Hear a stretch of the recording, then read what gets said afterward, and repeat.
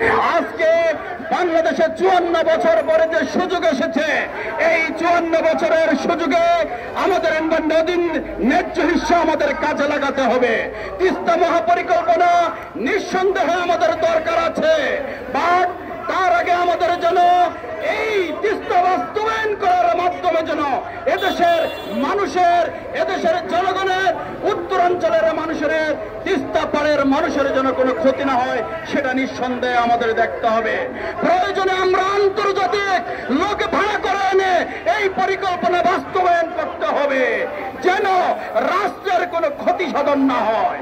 সংগ্রামী বন্ধুগণ, আপনারা জানেন বাংলাদেশ ঢাকা শহরের স্বাধীনতা উত্তর 57টি নদী ছিল, আজকে কাগজে কলমে মাত্র 26টি নদী আছে। দুঃখের বিষয়, পরিতাপের বিষয়, এই 26টি নদীও আজকে কাগজে কলমে, আজকে নদীগুলো বিলীন হয়ে যাচ্ছে। আজকে নদীগুলো বিলীন হয়ে যাওয়ার কারণে বাংলাদেশ ক্ষতিগ্রস্ত হচ্ছে। সারা পৃথিবী আজকে রুখে দাঁড়িয়েছে এই পরিবেশ রক্ষা আন্দোলন করার জন্য। আমাদের উন্নয়ন করতে হবে, বাট রাষ্ট্র ধ্বংস করে এই উন্নয়নকে আমরা সমর্থন করি না, এই উন্নয়ন আমরা চাই না। আজকে দেখেন সেই নীলফামারীর তিস্তা নদী, আজকে সেই কুলাই নদী সম্পূর্ণ বিলীন হয়ে যাচ্ছে, ধ্বংস হয়ে যাচ্ছে। আজকে জেলা প্রশাসকরা বলছেন নদী রক্ষা তো দূরের কথা, নদী ধ্বংস হয়ে যাচ্ছে। আমি ডিসিদের কাছ থেকে এ ধরনের বক্তব্য শুনতে চাই না। রাষ্ট্রের ক্ষমতা দখল করে আপনাদের কাজ শুধু ডিসি বসে থাকা নয়, রাষ্ট্রের সম্পদ বাঁচাতে হবে। হাইকোর্ট ঘোষণা করেছে নদী হচ্ছে জীবন্ত সত্তা। ডিসিদের কাজ কি? এই অবৈধ দখলকৃত নদীগুলোকে রক্ষা করাই আপনাদের অন্যতম কাজ। আজকে তো কোন জনগণের বা নির্বাচিত সরকার নেই, আজকে নদীগুলোর কারা দখল করে আছেন? 64 জেলার ডিসিদের উদ্দেশ্যে বলছি, হুঙ্কার দিচ্ছি, রাষ্ট্রের রক্ত চোষা আমাদের ট্যাক্সের টাকা আপনাদের বেতন হয়। বাংলাদেশের যতগুলো অবৈধ নদী দখল করে আছে প্রত্যেকটি নদী উদ্ধার করতে হবে আপনাদের। আর যদি দায়িত্ব পালন না করতে পারেন, দায়িত্ব ছেড়ে দিন।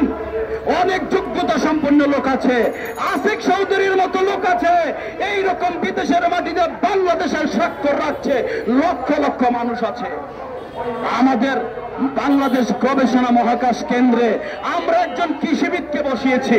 দুঃখের বিষয়, পরিতাপের বিষয়, অথচ নাসাতে 5টি নক্ষত্র আবিষ্কার করছে বাংলাদেশের সন্তানেরা। প্রায় 40 জনের উপরে নাসাতে গবেষক আছে বাংলাদেশের, অথচ আমরা মহাকাশ গবেষণা কেন্দ্রে বসাই একজন কৃষিবিদকে। আজকের 54 বছরের সরকারগুলো বাংলাদেশকে বিকলাঙ্গ করার ষড়যন্ত্র করেছে। আজকে অন্তর্বর্তীকালীন সরকারের উদ্দেশ্যে বলছি, সারা বাংলাদেশে যে নদীগুলো আজকে দখল করে আছে রাঘব বোলরা, আপনি পারবেন। আজকে রাজওয়ান বন্যা আপনার উদ্দেশ্যে বলছি, আপনি যখন জনগণের কাতারে ছিলেন আপনি শত শত মামলা করেছেন, পরিবেশ ক্ষতি হয় এমন শত শত মামলা করেছেন আমরা জানি। আজকে কি করছেন আপনি? আজকে তো দায়িত্ব আপনি আছেন সরকারের, আপনি তো সেই দায়িত্বে আছেন যে দায়িত্ব থেকে আজকে নদীগুলো উদ্ধার করা যায়, যেই দায়িত্ব থেকে পরিবেশ রক্ষা করা যায়।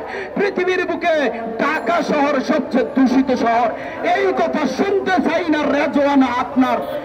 আপনি যখন ক্ষমতায় এখন আছেন, এই সংবাদ, এই শিরোনাম আর বাংলার মানুষ দেখতে চায় না। কেন আমার ঢাকা শহর দূষিত শহর হবে? কেন আমার ঢাকা শহর বিশুদ্ধ শহর হবে না? আপনাকে জবাব দিতে হবে, আর না হলে ক্ষমতা ছেড়ে দিন। যিনি পারবেন এই ঢাকাকে রক্ষা করতে, বাংলাদেশকে রক্ষা করতে, তারাই সেখানে বসবেন।